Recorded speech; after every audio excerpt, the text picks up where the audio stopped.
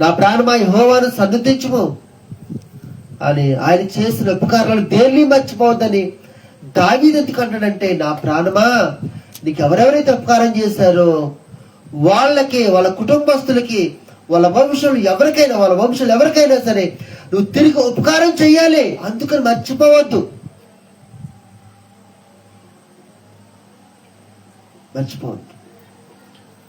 గమనించండి, దేవుని చేత ఆశీర్వదించబడే వ్యక్తులకి ఉండే ఒక మంచి లక్షణం ఏంటంటే, గమనించండి, ఉపకారం పొందుకుని గుర్తుపెట్టుకుని తిరిగి ప్రతి ఉపకారం చేయడం.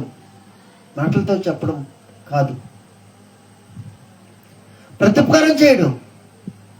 ఎప్పుడైతే నువ్వు ఉపకారం గుర్తుపెట్టుకుంటా ఉపయోగం ఉంటుంది,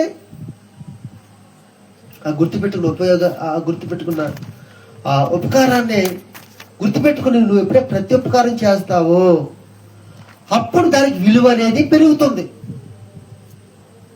చాలా మంది గుర్తుపెట్టుకుంటారు కానీ ఏం చేసి చెప్పండి, ప్రతి ఉపకారం చేయరు. అంటే గమనించండి, ఇక్కడ అందుకే అంటాడు, ఏమంటాడంటే, సౌలు కుటుంబంలో ఎవరైనా శేషించి ఉన్నారా? సౌలు కుటుంబంలో ఎవరైనా శేషించి ఉన్నారా అని అడుగుతున్నాను. ఎందుకని?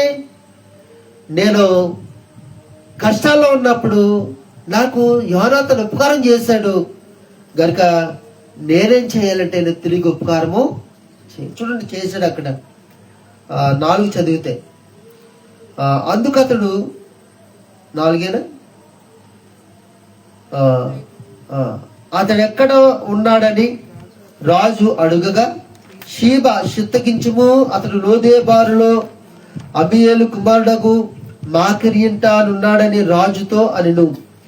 అప్పుడు రాజైన దావీదు మనుషులను పంపి లోదేబారులోనున్న అబీయేలు కుమారుడగు మాకరి ఇంట నుండి అతన్ని రప్పించును. సౌలు కుమారుడైన యోనాతానుకు పుట్టిన మెఫీబోషెతు దావీదు వద్దకు వచ్చి సాగిలపడి నమస్కారం చేయగా, దావీదు మెఫీబోషెతు అని అతని పిలిచినప్పుడు అతడు చిత్తము నీ దాసుడు నేనున్నానను.